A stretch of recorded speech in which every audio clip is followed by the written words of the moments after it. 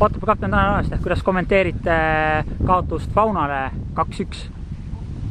Mis ma oskan öelda?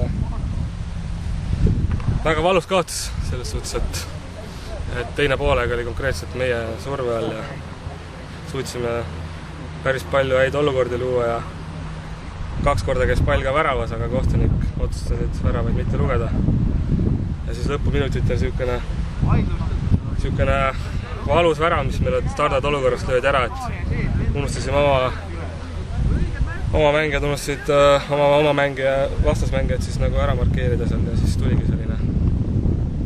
Nii ta läks, mis siin ikka. Siis peab peeglisse vaatama, iga mees. Et siin on veel 2 mängu on veel ees hooajal, 1 aasta tähtsam mäng on tulekul Floraga. Loodan, et mehed mõtlevad tõsiselt selle asja üle. Aitäh!